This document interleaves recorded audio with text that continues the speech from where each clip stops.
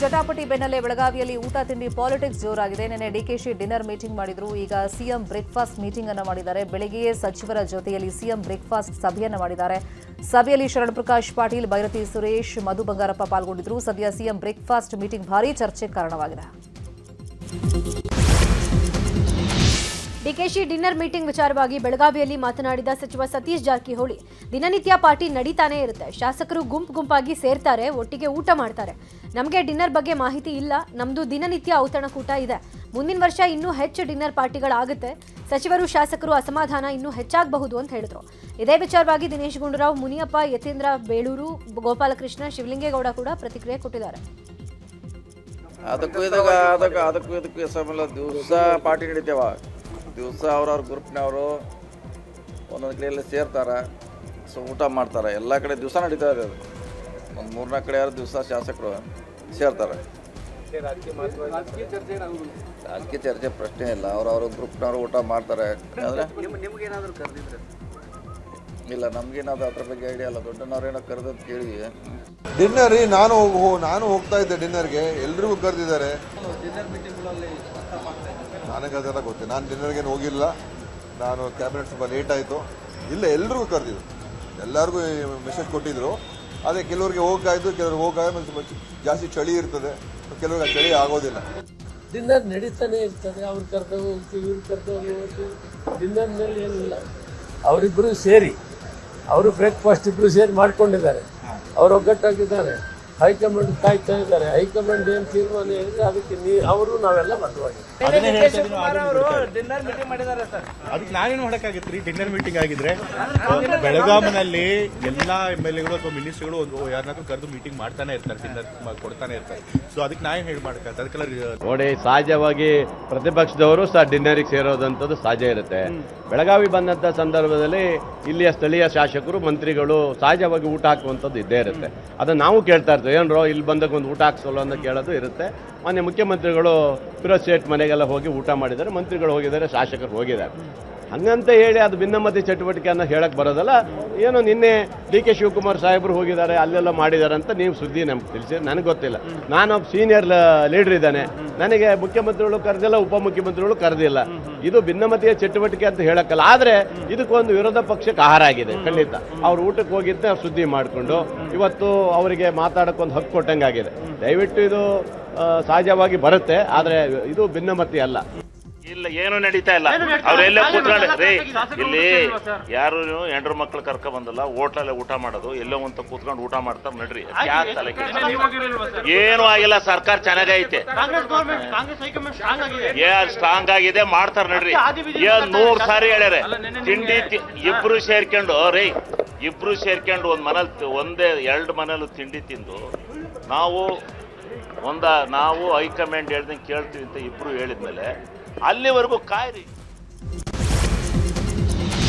DKShi dinner meeting ವಿಚಾರದ ಬಗ್ಗೆ ಮಾತನಾಡಿದ ಬಿಜೆಪಿ ರಾಜ್ಯಾಧ್ಯಕ್ಷ ವಿಜೇಂದ್ರ, ಬೆಳಗಾವಿ ಅಧಿವೇಶನಕ್ಕೂ ಮುನ್ನ ಕುರ್ಚಿ ಕಿತ್ತಾಟ ಸರಿ ಮಾಡ್ಕೊಂಡು ಬನ್ನಿ ಅಂತ ಅಂದಿದ್ದೆ. ಆದರೆ ಸಿಎಂ ಕುರ್ಚಿ ಆಂತರಿಕ ವಿಚಾರ ಅಲ್ಲ, ಇದು ರಾಜ್ಯದ ವಿಚಾರ. ಸರ್ಕಾರ ಕುರ್ಚಿ ಕಿತ್ತಾಟದಿಂದ ರೈತರು ಬೀದಿಗೆ ಬರುವಂತಾಗಿದೆ. ಈ ಸರ್ಕಾರದಿಂದ ಭರವಸೆ ಈಡೇರ್ತಾ ಇಲ್ಲ. ನಾಡಿನ ಜನ ಬೇಸತ್ತು ಹೋಗಿದ್ದಾರೆ ಅಂತೇಳಿ ಕಿಡಿಕಾರಿದ್ದಾರೆ. ಇನ್ನು ಇದೇ ವಿಚಾರವಾಗಿ ಛಲವಾದಿ ನಾರಾಯಣಸ್ವಾಮಿ, CT ರವಿ ಕೂಡ ಪ್ರತಿಕ್ರಿಯೆ ಕೊಟ್ಟಿದ್ದಾರೆ. ಮುಖ್ಯಮಂತ್ರಿ ಕುರ್ಚಿಯನ್ನ ಯಾರೇ ಬಿಡ್ಕೊಡ್ಬೇಕು, ನೀವೇ ಹಿಡ್ಕೋಬೇಕಾ, ಇದೆಲ್ಲವೂ ಕೂಡ ಇತ್ಯರ್ಥ ಮಾಡ್ಕೊ ಬನ್ನಿ ಅನ್ನೋ ಮಾತನ್ನ ನಾವು ಹೇಳಿದ್ವಿ. ಕಾಂಗ್ರೆಸ್ ಪಕ್ಷದವ್ರು ಹೇಳಿದ್ರು ಇದು ನಮ್ಮ ಆಂತರಿಕ ವಿಚಾರ ಅಂತೇಳಿ. ಮುಖ್ಯಮಂತ್ರಿಯ ವಿಚಾರದ ಆಂತರಿಕ, ಕಾಂಗ್ರೆಸ್ ಪಕ್ಷದ ಆಂತರಿಕ ವಿಚಾರ ಅಲ್ಲ, ರಾಜ್ಯಕ್ಕೆ ಸಂಬಂಧಪಟ್ಟಿರ್ತಕ್ಕಂಥದ್ದು. ಈಗಾಗಲೇ ರಾಜ್ಯದ ಜನ ಬೇಸತ್ತಿದ್ದಾರೆ. ಕಳೆದ 5-6 ತಿಂಗಳುಗಳಿಂದ ಮುಖ್ಯಮಂತ್ರಿ ಇವತ್ತು ಹೇಳಿದ್ದಾರೆ, ನಾಳೆ ಹೇಳಿದ್ದಾರೆ, ಇವರಾಗ್ತಾರೆ, ಅವರಾಗ್ತಾರೆ. Breakfast meeting, lunch meeting, dinner meeting, ರಾಜ್ಯದ ಜನ ಬೇಸತ್ತೋಗಿದ್ದಾರೆ. ಇಂಥ ಲಜ್ಜೆಗೆಟ್ಟ ವರ್ತನೆಯಿಂದನೇ ಇವತ್ತು ರೈತರು ಬೀದಿಗೆ ಬಂದಿರುವಂಥದ್ದು. ಕಬ್ಬು ಬೆಳೆಗಾರರ ಸಮಸ್ಯೆ ಇನ್ನೂ ಕೂಡ ಇತ್ಯರ್ಥ ಆಗದೇ ಇರುವಂಥದ್ದು. ನಿಮ್ಮ ಆಂತರಿಕ ಕಚ್ಚಾಟದಿಂದ ಇವತ್ತು ಆಡಳಿತ ಸಂಪೂರ್ಣವಾಗಿ ಸ್ಥಗಿತ ಆಗಿದೆ. ಡಿನ್ನರು ಬ್ರೇಕ್ಫಾಸ್ಟು ಮಾಡಿದ್ದೆ, ಹಿಂದಲಿಂದ ಮಾಡೋದೇ, ಯಾವುದೇ ತೊಂದರೆ ಇಲ್ಲ. ನನ್ನ ಚೇರ್ ಭದ್ರವಾಗಿದ್ದಾರೆ ಅಂತ ಹೇಳ್ತಾರೆ. ಆ ಕಡೆಯಿಂದ 2 ಗುಂಪುಗಳ ಹೋರಾಟ ಮಾತ್ರ ನಿಂತೇ ಇಲ್ಲ. ಇವರ ಈ ಕಾದಾಟ ಹೋರಾಟದಲ್ಲಿ ಜನರ ಸಮಸ್ಯೆಗಳು ಹೆಚ್ಚಾಗ್ತಾ ಇದೆ, ಯಾವುದೇ ಸಮಸ್ಯೆಗಳಿಗೆ ಪರಿಹಾರ ಸಿಗ್ತಾ ಇಲ್ಲ. ಇದನ್ನು ನಾವು ಇಷ್ಟು ಬಡ್ಕೊಂಡ್ರೂ ಕೂಡ ಅವರಿಗೆ ಅರ್ಥ ಆಗ್ತಾ ಇಲ್ಲ. ರಾಜಕಾರಣಿಗಳು ಸುಮ್ಮನೆ ಊಟ ಹಾಕ್ತಾರೆ ಅಂತ ಅನ್ಕೊಂಬೇಡ್ರಿ. ಊಟ ಹಾಕೋದಕ್ಕೆ ಏನಾದ್ರು ಮಹತ್ವದ ಕಾರಣ ಇದೆ. ನಿನ್ನೆ ಸುನೀಲ್ ಕುಮಾರ್ ಹೇಳಿದ್ರಲ್ಲ, ಕಾಣುವ ಕುರ್ಚಿಗೆ ಹಂಬಲಿಸಿದೆ ಮನ, ಕೂರಬಲ್ಲೆನೆ ಒಂದು ದಿನ ಅಂತ ಹೇಳಿದ್ರಲ್ವಾ. ಹಾಗೆ ಅವರು ಕುರ್ಚಿ ಉಳಿಸ್ಕೊಳ್ಳೋಕ್ಕೆ ಊಟ ಹಾಕ್ತಾರೆ, ಇವರು ಕುರ್ಚಿ ಗಳಿಸ್ಕೊಳ್ಳೋಕ್ಕೆ ಊಟ ಹಾಕ್ತಾರೆ. ಊಟ ಅಂತೂ ಎಮ್ ಎಲ್ ಎಗಳಿಗೆ ಸಿಗ್ತಾ ಇದೆಯಲ್ವಾ, ಎಲ್ಲ ಎಮ್ ಎಲ್ ಎಗಳಿಗೆ ಊಟ ಹಾಕ್ಸಿಲ್ಲ.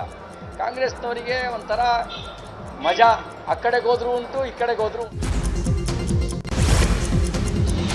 ಕಾಂಗ್ರೆಸ್ನಲ್ಲಿ ಯತೀಂದ್ರ ಹೇಳಿಕೆಗೆ ಸಿಎಂ ಆಪ್ತರಿಂದ ಆಕ್ಷೇಪ ವ್ಯಕ್ತವಾಗಿದೆ. ಹೀಗಾಗಿ ಇದರ ಬಗ್ಗೆ ಸಿಎಂ ಸಿದ್ದರಾಮಯ್ಯ ಕೂಡ ಯತೀಂದ್ರ ಜೊತೆ ಚರ್ಚೆ ನಡೆಸಿದ್ದಾರೆ. ಹೀಗಾಗಿ ಇವತ್ತು ಎಂಎಲ್ಸಿ ಯತೀಂದ್ರ ಫುಲ್ ಸೈಲೆಂಟ್ ಆಗಿದ್ದು, ಮಾಧ್ಯಮಗಳು ಕೇಳಿದ ಪ್ರಶ್ನೆಗೆ ಯತೀಂದ್ರ ಮಾತನಾಡಕ್ಕೆ ಏನೂ ಇಲ್ಲ ಅಂತ ಅಲ್ಲಿಂದ ತೆರಳಿದ್ದಾರೆ.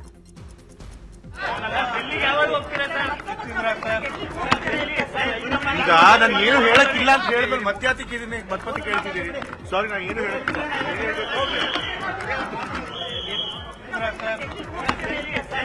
ಈಗ ನಾನು ಏನು ಹೇಳಕ್ಕಿಲ್ಲ ಅಂತ ಹೇಳಿದ್ಮೇಲೆ ಮತ್ತೆ ಕೇಳ್ತಿದ್ದೀನಿ. ಸಾರಿ, ನಾನು ಏನು ಹೇಳಕ್ಕಿಲ್ಲ.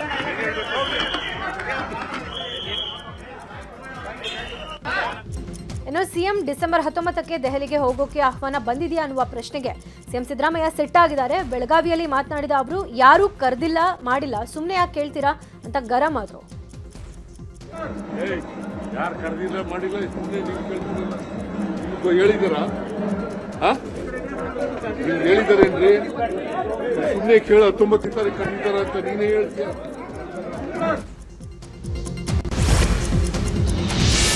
ನಾಯಕತ್ವ ಬದಲಾವಣೆ ವಿಚಾರವಾಗಿ ಯತೀಂದ್ರ ನೀಡಿದ ಹೇಳಿಕೆಗೆ ಶಾಸಕ ಗಣಿಗ ರವಿ ಕೌಂಟರ್ ಕೊಟ್ಟಿದ್ದಾರೆ. 1 ತಿಂಗಳ ಬಳಿಕ ನಾಯಕತ್ವ ಬದಲಾವಣೆ ಬಗ್ಗೆ ಮಾತಾಡ್ತೀನಿ. ಅವರು ಸಿಎಂ ಪುತ್ರ, ನಮ್ಮೆಲ್ಲರಿಗಿಂತ ಹೆಚ್ಚು ಜವಾಬ್ದಾರಿ ಇರುತ್ತೆ. ಅಧಿಕಾರದಲ್ಲಿದ್ದವರು ಶಾಂತ ಸ್ವಭಾವದಿಂದ ಹೋಗಬೇಕು, ಮತ್ತೊಬ್ಬರನ್ನ ರೊಚ್ಚಿಗೆ ಇಳಿಸೋಕೆ ಹೋಗಬಾರದು. ಸಹೋದರನಾಗಿ ಯತೀಂದ್ರಗೆ ಈ ಮಾತು ಹೇಳ್ತಾ ಇದ್ದೀನಿ ಅಂತ ಹೇಳಿದ್ರು. 1 ತಿಂಗಳು ಈಗ ನಾನು ಮೌನ ವ್ರತದಲ್ಲಿ ಇದ್ದೀನಿ. ಅವರು ಮುಖ್ಯಮಂತ್ರಿಗಳ ಸುಪುತ್ರ, ನಮಗಿಂತ ನಿಮಗಿಂತ ಜವಾಬ್ದಾರಿ ಇರ್ತದೆ. ಅವ್ರಿಗೊಂದು ಸೋದರನಾಗಿ ಮನಪೂರ್ವಕವಾಗಿ ಹೇಳಬಲ್ಲೆ, ಅಧಿಕಾರದಲ್ಲಿದ್ದವರು ಯಾವಾಗಲೂ ಶಾಂತ ಸ್ವಭಾವದಿಂದ ಹೋಗಬೇಕು.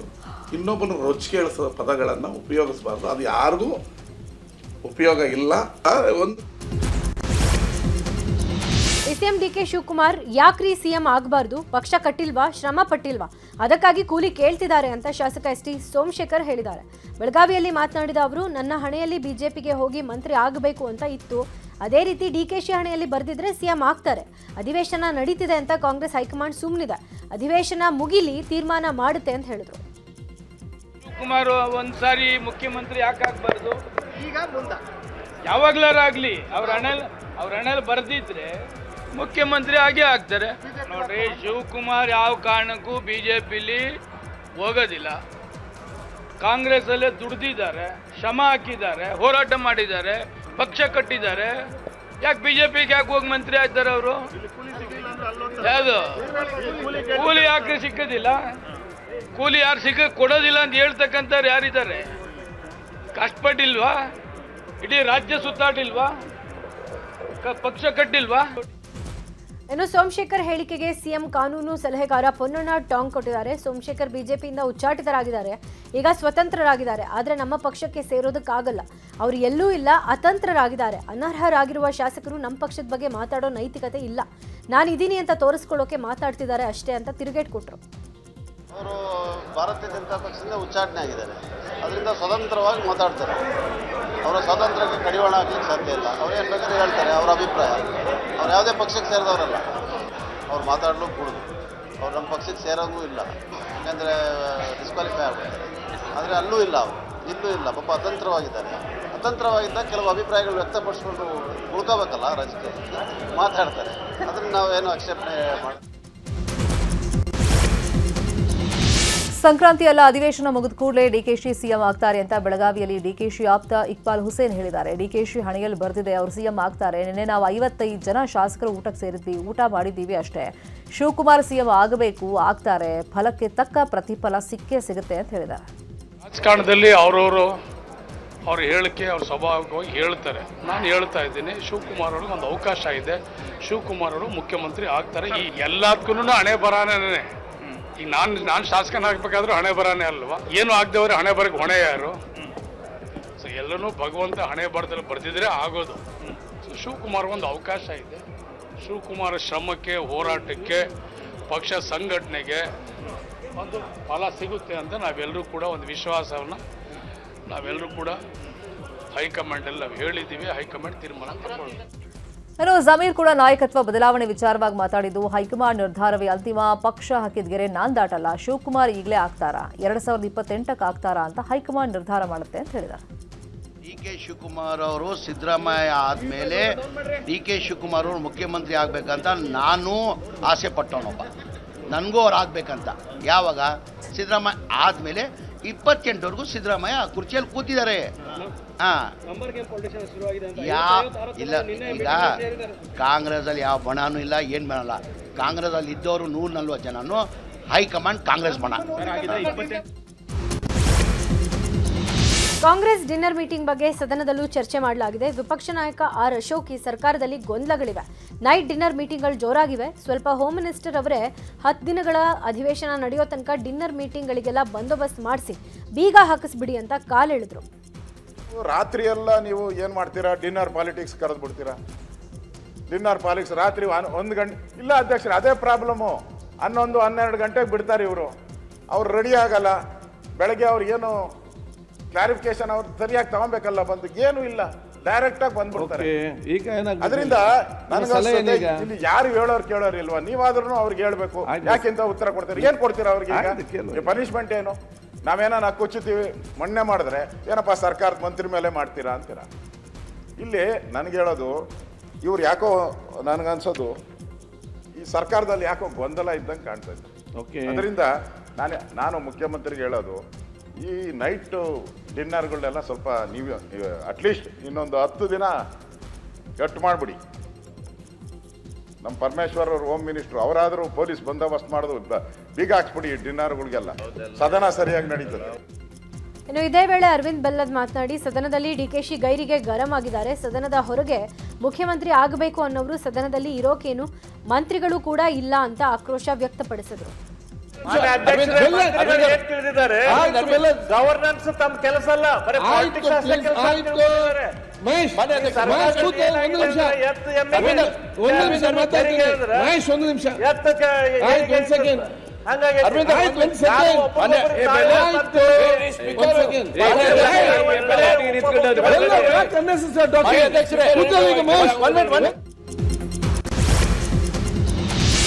ಕಲಾಪದಲ್ಲಿ ಇಂದು ಗೃಹಲಕ್ಷ್ಮಿ ಹಣ ಬಿಡುಗಡೆ ತಡವಾಗಿರುವ ವಿಚಾರದ ಬಗ್ಗೆ ಚರ್ಚೆಯನ್ನು ನಡೆಸಲಾಗಿದೆ. ಶಾಸಕ ಮಹೇಶ್ ತೆಂಗಿನಕಾಯಿ ಫೆಬ್ರವರಿ ಮಾರ್ಚ್ ತಿಂಗಳ ಹಣ ಬಿಡುಗಡೆ ಮಾಡದ ಬಗ್ಗೆ ಸಚಿವೆ ಹೆಬ್ಬಾಳ್ಕರ್ಗೆ ಸ್ಪಷ್ಟನೆ ಕೇಳಿದ್ದಾರೆ. ಈ ವೇಳೆ ಹೆಬ್ಬಾಳ್ಕರ್ ಪರವಾಗಿ ಸಿಎಂ ಸಿದ್ದರಾಮಯ್ಯ ಉತ್ತರ ಕೊಟ್ಟಿದ್ದು, ಮಾರ್ಚ್ ತಿಂಗಳ ಹಣ ಬಿಡುಗಡೆ ಆಗಿಲ್ಲ ಅಂದ್ರೆ ಮಾಡಿಸೋಣ, ಸಾಮಾನ್ಯವಾಗಿ 2 ತಿಂಗಳು ವಿಳಂಬ ಆಗುತ್ತೆ, ಬಂದಿಲ್ಲ ಅಂದ್ರೆ ಕೂಡಲೇ ಕೊಡಿಸೋ ಕೆಲಸ ಮಾಡ್ತೀವಿ ಅಂತ ಹೇಳಿದ್ರು. ಈ ಸದನಕ್ಕೆ ಸಚಿವರು ಸುಳ್ಳು ಮಾಹಿತಿ ಕೊಟ್ಟಿದ್ದಾರೆ ಅಂತ ಅಶೋಕ್ ಹೇಳಿದ್ರು. ಇದಕ್ಕೆ ಪ್ರತಿಕ್ರಿಯೆ ಕೊಟ್ಟಂತ ಸಿಎಂ, ವಿರೋಧ ಪಕ್ಷದವರು ಇರೋದೇ ಸುಳ್ಳು ಹೇಳೋದಕ್ಕೆ ಅಂತ ತಿರುಗೇಟು ಕೊಟ್ಟಿದ್ದು. ಈ ವೇಳೆ ಅಶೋಕ್ ಸಿಎಂ ಮಧ್ಯೆ ಜಟಾಪಟಿ ಆಗಿದೆ. ಗೃಹಲಕ್ಷ್ಮಿ ಯೋಜನೆಯ ನೋಂದಾವಣಿಯಾದ ಫಲಾನುಭವಿಗಳಿಗೆ ಫೆಬ್ರವರಿ 25 ಹಾಗೂ ಮಾರ್ಚ್ 2025 ತಿಂಗಳ ಸಹಾಯಧನ ಸರ್ಕಾರದಿಂದ ಬಿಡುಗಡೆಯಾಗಿರುವುದಿಲ್ಲ ಎಂಬ ಮಾಹಿತಿಯನ್ನು ಮಾನ್ಯರಿಗೆ ಈ ಮೂಲಕ ಗೌರವಗಳೊಂದಿಗೆ ಸಲ್ಲಿಸುತ್ತಿದ್ದೇನೆ. ಆಯ್ತಾ? ಮಹಿಳಾ ಮತ್ತು ಮಕ್ಕಳ ಕಲ್ಯಾಣ. ಅದು ಬಿಟ್ಟುಬಿಟ್ಟು ಮತ್ತೆ ನಾನು ಇನ್ನು ಕೇಳಿದೆ, ನೋಡಪ್ಪ ಬಿರಿ ಅದೊಂದೇ ನೋಡಬೇಡ ಅಂತ. ಮತ್ತೆ ಇನ್ನೊಂದು ಇದರಲ್ಲಿ ಅದು 2011-12 ಗದಗ ಜಿಲ್ಲೆಯ ಗೃಹಲಕ್ಷ್ಮಿ ಯೋಜನೆಯ ಫೆಬ್ರವರಿ 25 ಹಾಗೂ ಮಾರ್ಚ್ 25 2 ತಿಂಗಳ ಅನುದಾನ ಬಿಡುಗಡೆ ಆಗುವುದಿಲ್ಲ ಅಂತ ಕೊಟ್ಟಿದ್ದಾರೆ. ಫೆಬ್ರವರಿ ಮಾರ್ಚ್ನಲ್ಲಿ ಬಂದಿಲ್ಲ ಅಂತ ಹೇಳ್ತಾರೆ. ಅವ್ರ ಮಂತ್ರಿಗಳಿದಾರ? ಲಕ್ಷ್ಮೀ ಹೆಬ್ಬಾಳ್ಕರ್ ಇಲ್ಲ ಅಂತ ಅನಿಸುತ್ತೆ. ನನಗೆ ಅರ್ಥ ಆಯಿತು ಅವ್ರಿಗೆ ಹೇಳಿದ್ದು. ಫೆಬ್ರವರಿ ಮಾರ್ಚ್ನಲ್ಲಿ ಕೊಟ್ಟು ಪರಿಶಿಷ್ಟರ ಕಲ್ಯಾಣಕ್ಕೆ ಮೀಸಲಿಟ್ಟ ಹಣವನ್ನು ಗ್ಯಾರಂಟಿಗೆ ಬಳಕೆ ಮಾಡಲಾಗ್ತಾ ಇದೆ ಎಂಬ ಆರೋಪ ಕೇಳಿ ಬರ್ತಾ ಇತ್ತು. ಆದ್ರೀಗ ಪರಿಷತ್ ಕಲಾಪದಲ್ಲೇ ಸಚಿವ ಮಹದೇವಪ್ಪ ಇದರ ಬಗ್ಗೆ ವಿವರಣೆ ಕೊಟ್ಟಿದ್ದಾರೆ. ಹೇಮಲತಾ ನಾಯಕ್ ಕೇಳಿದ ಪ್ರಶ್ನೆಗೆ ಉತ್ತರಿಸಿದ ಮಹದೇವಪ್ಪ, ಗ್ಯಾರಂಟಿ ಯೋಜನೆಗಳಿಗೆ SC SC TSP ಹಣ ಬಳಸಲಾಗಿದೆ. ಪರಿಶಿಷ್ಟರ ಹಣ ಸುಮಾರು 37,000 ಕೋಟಿ ಬಳಕೆ ಮಾಡಲಾಗಿದೆ ಎಂದರು. ಸದ್ಯ ಪರಿಶಿಷ್ಟರ ಹಣ ಗ್ಯಾರಂಟಿಗೆ ಬಳಸಿದ್ದಕ್ಕೆ ವಿಪಕ್ಷಗಳು ಕಿಡಿಕಾರಿವೆ. 3 ವರ್ಷಗಳಲ್ಲಿ ಹೇಗೆ ನಾವು ಮಂಜೂರು ಮಾಡಿದ್ದೀವಿ, ಹಂಚಿಕೆ ಮಾಡಿದ್ದೀವಿ, ಬಿಡುಗಡೆ ಮಾಡಿದ್ರೇನು, ವೆಚ್ಚ ಮಾಡಿರೋದೇನು ಡೀಟೇಲ್ ಆಗಿ ಇಲ್ಲಿ ಕೊಟ್ಟಿದ್ದೀವಿ ಎಲ್ಲ ವಿವಿಧ ಯೋಜನೆಗಳ ಕೆಳಗಡೆ.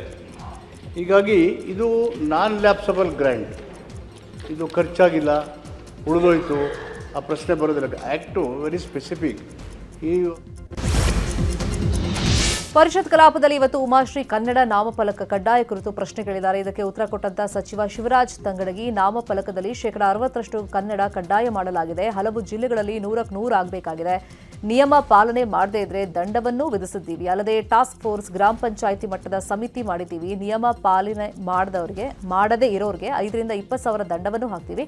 ಬೆಂಗಳೂರಲ್ಲಿ 8 ವಲಯ ಮಾಡಿದ್ದೀವಿ. ಕನ್ನಡ ಬಳಕೆಯಲ್ಲಿ ಯಾವುದೇ ರಾಜಿ ಇಲ್ಲ ಅಂತ ಉತ್ತರವನ್ನು ಕೊಟ್ಟರು. ಸಮಗ್ರವಾಗಿ ಕನ್ನಡವನ್ನು ಕಡ್ಡಾಯವಾಗಿ ಅನುಷ್ಠಾನಗೊಳಿಸಬೇಕು ಅಂತ ಹೇಳಿದ್ರೆ ಕಾಯ್ದೆಯಲ್ಲೇ ಹೇಳಿದ್ರಿ ರಾಜಭಾಷಾ ಆಯೋಗ ಆಗಬೇಕು ಅಂತ. ಆಯೋಗದ ರಚನೆ ಆಗಿಲ್ಲ. ಕೆಲವೊಂದಿಷ್ಟು ಜಿಲ್ಲೆಯೊಳಗೆ 100% ಆಗಿದೆ, ಕೆಲವೊಂದಿಷ್ಟು ಜಿಲ್ಲೆಯೊಳಗೆ 90-95% ಆಗಿದೆ. ಆದರೆ ಅದರ ಜೊತೆಗೆ ಮಾನ್ಯ ಸಭಾಪತಿಗಳೇ, ನಾವು ಅದಕ್ಕೆ ದಂಡವನ್ನು ಮಾಡಿದ್ದೀವಿ, ಕಾನೂನನ್ನು ತಂದಿದ್ದೀವಿ. ನಾನು ಸಚಿವರ ಜೊತೆಗೆ ಮಾತಾಡಿದ್ದೀನಿ. ಆದಷ್ಟು ಬೇಗನೆ ಆ ಸಮಿತಿಯನ್ನು ಅನುಷ್ಠಾನವನ್ನು ಮಾಡ್ತೀವಿ. ಮಾನ್ಯ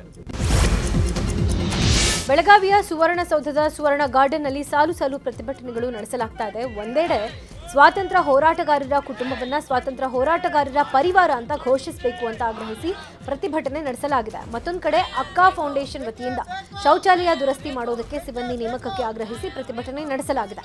ಇನ್ನೊಂದು ಕಡೆ ಕೊರಗರ ಜಿಲ್ಲಾ ಸಂಘದಿಂದ ಕೊರಗ ಸಮುದಾಯಕ್ಕೆ ಪ್ರತಿ ಕುಟುಂಬಕ್ಕೆ 2.5 ಎಕರೆ ಜಮೀನು ಹಾಗೂ ಪುನರ್ವಸತಿ ನೀಡಬೇಕು ಅಂತ ಆಗ್ರಹಿಸಿ ಧರಣಿ ಮಾಡಲಾಗ್ತಾ ಇದೆ. ಇನ್ನು ಮತ್ತೊಂದೆಡೆ 2006ರ ಪೂರ್ವದ ಖಾಸಗಿ ಶಾಲಾ ಕಾಲೇಜು ನೇಮಕಾತಿ ಹೊಂದಿರುವ ಬೋಧಕರಿಗೆ ಹಳೆ ಪಿಂಚಣಿ ನೀಡುವಂತೆ ಆಗ್ರಹಿಸಿ ಧರಣಿ ನಡೆಸಲಾಗಿದೆ. ಅತಿಥಿ ಉಪನ್ಯಾಸಕರಾಗಿ ಸೇವೆ ಸಲ್ಲಿಸ್ತಾ ಇರುವವರಿಗೆ ಸೇವಾ ಭದ್ರತೆ ನೀಡಬೇಕು ಅಂತ ಪ್ರತಿಭಟನೆ ನಡೆಸಲಾಗಿದೆ. ಮೈಸೂರಿನಲ್ಲಿ ಯುನಿಟಿ ಮಾಲ್ ನಿರ್ಮಾಣಕ್ಕೆ ತಡೆ ವಿಚಾರವಾಗಿ ಪ್ರಮೋದಾದೇವಿ ಒಡೆಯರ್ ಮಾಧ್ಯಮ ಪ್ರಕಟಣೆ ಹೊರಡಿಸುವ ಮೂಲಕ ಸ್ಪಷ್ಟನೆ ಕೊಟ್ಟಿದ್ದಾರೆ. ಯುನಿಟಿ ಮಾಲ್ ನಿರ್ಮಾಣಕ್ಕೆ ನನ್ನ ವಿರೋಧ ಇಲ್ಲ, ಆದರೆ ನಮ್ಮ ಜಾಗದಲ್ಲಿ ಕಟ್ಟಡ ನಿರ್ಮಾಣ ಮಾಡೋದು ಸರಿಯಲ್ಲ. ಕೋರ್ಟ್ನಲ್ಲಿ ಇದೇ ವಿಚಾರವಾಗಿ ಪ್ರಕರಣ ದಾಖಲಾಗಿದೆ. ಮೈಸೂರು ಕಸಬಾ ಹೋಬಳಿಯ ಸರ್ವೆ ನಂಬರ್ 1ರಲ್ಲಿರುವಂತಹ ದೊಡ್ಡಕೆರೆ ಟ್ಯಾಂಕ್ ಬೆಡ್ ಭೂಮಿಯಲ್ಲಿ ನಿರ್ಮಿಸಲಾದ ಯುನಿಟಿ ಮಾಲ್ ವಿಚಾರಕ್ಕೆ ಹೈಕೋರ್ಟ್ ಯಥಾಸ್ಥಿತಿ ಆದೇಶ ಕೊಟ್ಟಿದೆ. ಸರ್ಕಾರ ಮಾಲ್ ನಿರ್ಮಿಸಲಿ, ಆದರೆ ಖಾಸಗಿ ಆಸ್ತಿಯನ್ನು ಹಂಚಿಕೆ ಮಾಡೋದು ಸರಿಯಲ್ಲ ಅಂತ ಮಾಧ್ಯಮ ಪ್ರಕಟಣೆ ಮೂಲಕ ತಿಳಿಸಿದ್ದಾರೆ. ಮೆಕ್ಕೆಜೋಳ ರೈತರ ಸಮಸ್ಯೆ ಇನ್ನೂ ಬಗೆಹರಿದಂತೆ ಕಾಣಿಸ್ತಿಲ್ಲ. ಸರ್ಕಾರದ ಆದೇಶ ಕಾಗದಕ್ಕೆ ಮಾತ್ರ ಸೀಮಿತವಾಯಿತಾ ಅನ್ನುವ ಅನುಮಾನ ಶುರುವಾಗಿದೆ. ಗದಗ ಜಿಲ್ಲೆಯ ಮುಂಡರಗಿ ತಾಲೂಕಿನಲ್ಲಿ ಖರೀದಿ ಕೇಂದ್ರ ಇನ್ನೂ ಆರಂಭ ಆಗಿಲ್ಲ. ಆದೇಶವಾದರೂ ಖರೀದಿ ಕೇಂದ್ರ ತೆರೆದಿಲ್ಲ. ಹೀಗಾಗಿ ಕ್ವಿಂಟಾಲ್ಗೆ 600 ರಿಂದ 700 ರೂಪಾಯಿ ನಷ್ಟದಲ್ಲಿ ರೈತರು ದಲ್ಲಾಳಿಗಳಿಗೆ ಮಾರಾಟ ಮಾಡಿದ್ದು ಸರ್ಕಾರದ ವಿರುದ್ಧ ರೈತರು ಆಕ್ರೋಶ ಹೊರಹಾಕಿದ್ದಾರೆ. ಗೋಹತ್ಯೆ ನಿಷೇಧ ಕಾನೂನು ತಿದ್ದುಪಡಿ ವಿರೋಧಿಸಿ ಧಾರವಾಡದ ಜುಬ್ಲಿ ಸರ್ಕಲ್ನ ಬಸವೇಶ್ವರ ಪುತ್ಥಳಿ ಬಳಿ ಪ್ರತಿಭಟನೆ ಮಾಡಲಾಗಿದೆ. ವಿಶ್ವ ಹಿಂದೂ ಪರಿಷತ್, ಬಜರಂಗದಳ ಹಾಗೂ ಹಿಂದೂ ಜಾಗೃತಿ ವೇದಿಕೆಯಿಂದ ಪ್ರತಿಭಟನೆ ಮಾಡಲಾಗಿದೆ. ಸರ್ಕಾರ ಕೂಡಲೇ ಗೋಹತ್ಯೆ ನಿಷೇಧ ಕಾನೂನು ತಿದ್ದುಪಡಿ ಕೈ ಬಿಡಬೇಕು ಅಂತೇಳಿ ಆಗ್ರಹ ಮಾಡಿದ್ದಾರೆ.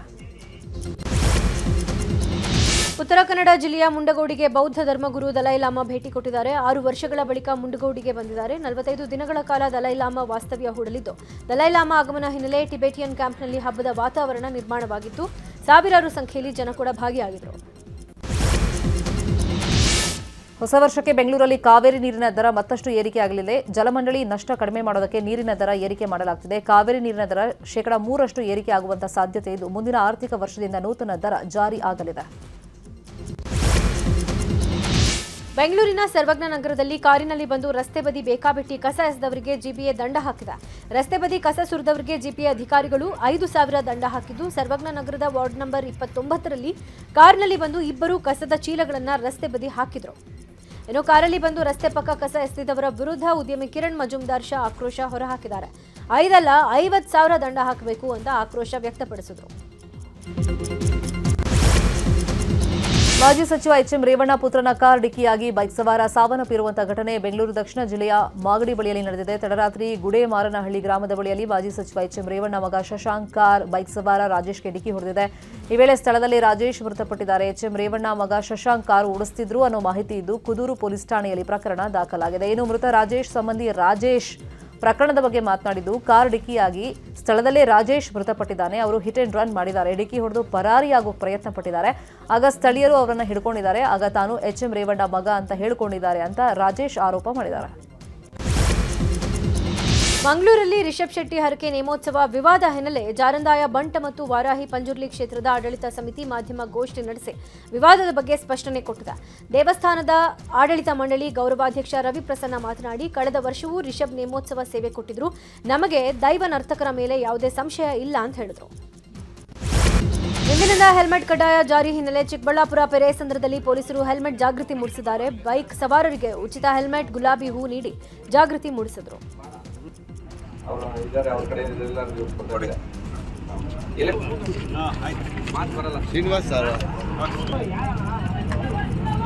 ಇನ್ನು ಹೆಲ್ಮೆಟ್ ಕಡ್ಡಾಯ ಆಗಿರೋದ್ರಿಂದ ಚಿಂತಾಮಣಿ ನಗರದ ತಾಲೂಕು ಆಫೀಸ್ ಸರ್ಕಲ್ನಲ್ಲಿ ಹೆಲ್ಮೆಟ್ ವ್ಯಾಪಾರ ಜೋರಾಗಿದೆ. ಫೈನ್ ಕಟ್ಟಬೇಕಾಗುತ್ತೆ ಅನ್ನುವ ಭಯದಿಂದ ಹೆಲ್ಮೆಟ್ ಖರೀದಿಗೆ ಗ್ರಾಹಕರು ಮುಗಿಬಿದ್ದಿದ್ದಾರೆ.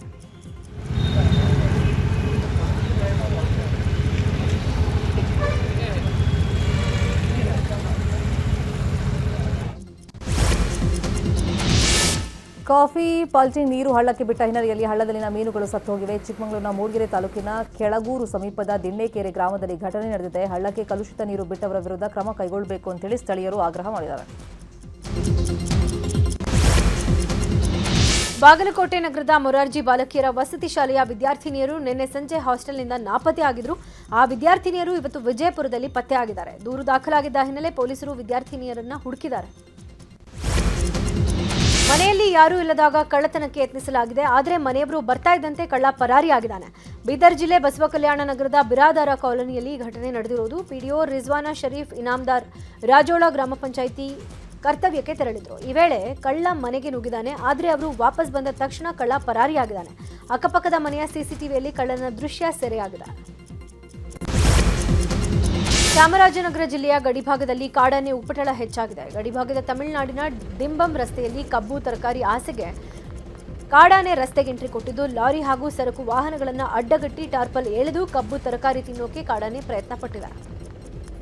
ಉತ್ತರ ಕನ್ನಡ ಜಿಲ್ಲೆಯ ಹಳಿಯಾಳ ರಸ್ತೆಯ ಅಲೈಡ್ ಏರಿಯಾದಲ್ಲಿ ಮೊಸಳೆ ಪ್ರತ್ಯಕ್ಷ ಆಗಿದೆ. ಕೂಡಲೇ ಸ್ಥಳೀಯರು ಮೊಸಳೆಯನ್ನು ಹಿಡಿದು ಕಾಳಿ ನದಿಗೆ ಬಿಟ್ಟಿದ್ದಾರೆ. ಆದರೆ ಮೊಸಳೆ ಪತ್ತೆಯಾಗಿದೆ ಅಂತ ಅರಣ್ಯ ಇಲಾಖೆಗೆ ಮಾಹಿತಿ ನೀಡಿದ್ದಾರೆ. ಸ್ಥಳಕ್ಕೆ ಅರಣ್ಯ ಇಲಾಖೆ ಸಿಬ್ಬಂದಿ ಆಗಮಿಸೋಕೆ ವಿಳಂಬ ಮಾಡಿದ್ದಾರೆ ಅಂತ ಸ್ಥಳೀಯರು ಆಕ್ರೋಶ ವ್ಯಕ್ತಪಡಿಸಿದರು. ಚಿಕ್ಕಮಗಳೂರಲ್ಲಿ ಕಾಡಾನೆ ಜೊತೆ ಹುಲಿ ಕಾಟವೂ ಕೂಡ ಹೆಚ್ಚಾಗಿತ್ತು. ಬಾರ್ತಿಬೈಲು ಗ್ರಾಮ, ಬಿ ಹೊಸಹಳ್ಳಿ ಸುತ್ತಮುತ್ತಲಿನ ಗ್ರಾಮಗಳಲ್ಲಿ ಹುಲಿ ಓಡಾಟ ಹೆಚ್ಚಾಗಿತ್ತು. ಹೀಗಾಗಿ ಹುಲಿ ಸೆರೆಗೆ ಸಿಸಿಟಿವಿ ಕ್ಯಾಮೆರಾ ಅಳವಡಿಕೆ ಮಾಡಲಾಗಿತ್ತು. ಸದ್ಯ ಹುಲಿ ಓಡಾಟದ ದೃಶ್ಯ ಸಿಸಿ ಕ್ಯಾಮೆರಾದಲ್ಲಿ ಸೆರೆಯಾಗಿದ್ದು ಮತ್ತಷ್ಟು ಆತಂಕ ಶುರುವಾಗಿದೆ. ಬೆಂಗಳೂರಿನ ಏಕೈಕ ಹೋಲ್ಸೇಲ್ ಹಾಗೂ ರಿಟೇಲ್ ಆಭರಣ ಮಳಿಗೆಯಾದ ರೀಗಲ್ ಜ್ಯುವೆಲರಿ 1ನೇ ವರ್ಷದ ವಾರ್ಷಿಕೋತ್ಸವ ಆಚರಿಸಿಕೊಂಡಿದೆ. ಇನ್ನು ವಾರ್ಷಿಕೋತ್ಸವ ಹಿನ್ನೆಲೆ ಗ್ರಾಹಕರಿಗೆ ಮೇಕಿಂಗ್ ಚಾರ್ಜಸ್ ಮೇಲೆ 50% ರಿಯಾಯಿತಿ ಹಾಗೂ ಪ್ರತಿ ಖರೀದಿಗೂ 1 ಚಿನ್ನದ ನಾಣ್ಯ ಉಡುಗೊರೆಯಾಗಿ ರೀಗಲ್ ಜ್ಯುವೆಲರಿ ಕೊಡ್ತಾ ಇದೆ. ಇನ್ನು ಈ ಕಾರ್ಯಕ್ರಮದಲ್ಲಿ ನಟಿ ಶ್ವೇತಾ ಪ್ರಸಾದ್ ಭಾಗಿಯಾಗಿದ್ದು ಚಿನ್ನಾಭರಣದ ಕ್ವಾಲಿಟಿ ಹಾಗೂ ಕಲೆಕ್ಷನ್ ಬಗ್ಗೆ ಮೆಚ್ಚುಗೆ ವ್ಯಕ್ತಪಡಿಸಿದರು. ಬಳಿಕ ಸೇಲ್ಸ್ ಮ್ಯಾನೇಜರ್ ಗಣೇಶ್ ಮಾತನಾಡಿ, ಮುಂದಿನ ವರ್ಷಕ್ಕೆ ಒಟ್ಟು 6 ಮಳಿಗೆಗಳು ರೀಗಲ್ ಹೊಂದಿರುತ್ತೆ ಅಂತ ಹೇಳಿದ್ದಾರೆ. ರೀಗಲ್ ಜ್ಯುವೆಲ್ರಿ ನಮ್ಮ ಬೆಂಗಳೂರಿನ ಏಕೈಕ ಹೋಲ್ಸೇಲ್ ಜ್ಯುವೆಲ್ರಿ ಮಳಿಗೆ. ಅದು ಇವಾಗ ಆಲ್ಮೋಸ್ಟು ಬೆಂಗಳೂರಿಗೆ ಬಂದು 1 ವರ್ಷನ ಪೂರೈಸ್ತಾ ಇದೆ. ಈ ಒಂದು ಸಂದರ್ಭದಲ್ಲಿ ಪ್ರತಿಯೊಬ್ಬ ಗ್ರಾಹಕರು ನಮಗೆ ಕೊಟ್ಟಿರುವಂಥ ಈ ಅಭೂತಪೂರ್ವವಾದಂಥ ಒಂದು ಸಪೋರ್ಟ್ ಜೊತೆಗೆ ಕೊಟ್ಟಿರುವ ಸಹಕಾರಕ್ಕೆ ಖಂಡಿತವಾಗ್ಲೂ ನಾವು ಚಿರಋಣಿಗಳಾಗಿದ್ದೀವಿ. ಹಾಗೆಯೇ ಈ ಒಂದು ಶುಭ ಸಂದರ್ಭದಲ್ಲಿ ನಾವು ನಮ್ಮ ಬೆಂಗಳೂರಿನಲ್ಲಿರುವಂಥ 3 ಔಟ್ಲೆಟ್, ಕಮ್ಮನಹಳ್ಳಿ ಇರ್ಬೋದು, ಹಾಗೆ ಮಲ್ಲೇಶ್ವರಂ, ಜೊತೆಗೆ ಮಾರ್ತಹಳ್ಳಿಯಲ್ಲಿರುವಂಥ 3 ಔಟ್ಲೆಟ್ಗಳಲ್ಲಿ ಎಲ್ಲ ಗ್ರಾಹಕರಿಗೋಸ್ಕರ ಒಂದು ಒಳ್ಳೆ ಆಫರ್ಗಳನ್ನ ಕೊಡ್ತಾ ಇದ್ದೀವಿ. ಈ ಸಂಭ್ರಮಾಚರಣೆಯ ಪ್ರಯುಕ್ತ ಇಂದು ನಮ್ಮಲ್ಲಿ ಯಾರೇ ಕಸ್ಟಮರ್ಸ್ ಬಂದು ಬೈ ಮಾಡುವಂಥ ಪ್ರತಿ ಚಿನ್ನಾಭರಣಗಳ ಮೇಲೆ 50% ಫ್ಲ್ಯಾಟ್ ಮೇಕಿಂಗ್ ಚಾರ್ಜಸಲ್ಲಿ ನಿಮಗೆ ಒಂದು ಡಿಸ್ಕೌಂಟ್ ಕೊಡುವಂಥದ್ದು. ಜೊತೆಗೆ ಬಂದು ಇಲ್ಲಿ ಬೈ ಮಾಡುವಂಥ ಎಲ್ಲ ಕಸ್ಟಮರ್ಸ್ಗಳಿಗೆ ನಾವುಗಳು ಇವತ್ತು ಎಲ್ಲ ಗೋಲ್ಡ್ ಮತ್ತು ಡೈಮಂಡ್ ಆಭರಣಗಳ ಜೊತೆಗೆ ಉಚಿತವಾಗಿ ಚಿನ್ನದ ನಾಣ್ಯಗಳನ್ನು ಕೂಡ ಕೊಡ್ತಾ ಇದ್ದೀವಿ. ನಮಸ್ಕಾರ. ಇವತ್ತು ರೀಗಲ್ ಜ್ಯುವೆಲರೀಸ್ ಅವರ ಕಮ್ಮನಹಳ್ಳಿ ಫ್ಲಾಗ್ಶಿಪ್ ಸ್ಟೋರಲ್ಲಿ ಇದ್ದೀವಿ. ರೀಗಲ್ ಮೂಮೆಂಟ್ಸ್ ಅಂತ ಫಸ್ಟ್ ಇಯರ್ ಆ್ಯನಿವರ್ಸರಿನ ಸೆಲೆಬ್ರೇಟ್ ಮಾಡ್ತಾ ಇದ್ದಾರೆ. ಸೊ 1 ವರ್ಷ ಆಗಿದೆ. Thanking all the supporters who have come here to support this team and enjoy the regal moments today. Mantralaya Raghavendra Swami ಕುರಿತಾದ ಆಲ್ಬಮ್ ಸಾಂಗ್ ಕೆಲಸಕ್ಕೆ ನಟ ಜಗ್ಗೇಶ್ ಚಾಲನೆಯನ್ನು ಕೊಟ್ಟಿದ್ದಾರೆ. ರಾಯರ ದರ್ಶನ ಎಂಬ ಆಲ್ಬಮ್ ಸಾಂಗ್ ಮಾಡಲಾಗ್ತಿದೆ. ಅಜನೀಶ್ ಲೋಕನಾಥ್ ಸಂಗೀತ, ನಾಗಾರ್ಜುನ ಶರ್ಮಾ ಸಾಹಿತ್ಯದಲ್ಲಿ ಹಾಡು ಮೂಡಿ ಬರಲಿದೆ. ಆಲ್ಬಮ್ ಸಾಂಗ್ಗೆ ಚಾಲನೆ ಕೊಟ್ಟ ಬಳಿಕ ಮಾತನಾಡಿದಂಥ ನಟ ಜಗೇಶ್, ನಾನು ನನ್ನ ಅಮ್ಮನ ಮಾತಿನಂತೆ ಮೊದಲ ಬಾರಿ ಮಂತ್ರಾಲಯಕ್ಕೆ ಹೋಗಿದ್ದೆ. ನನ್ನ ಜೀವನದಲ್ಲಿ ನಾನು ಯಾವತ್ತೂ ನನ್ನ ಅಮ್ಮನ ಮಾತು ಮೀರಿಲ್ಲ. ರಾಯರ ಅನುಗ್ರಹದಿಂದ ನನಗೆಲ್ಲ ಸಿಕ್ಕಿದೆ. ನಾನು ರಾಯರ ಬಗ್ಗೆ ಹಾಡುಗಳ ಮಾಡೋಕ್ಕೆ ಪ್ಲಾನ್ ಮಾಡಿದ್ದು.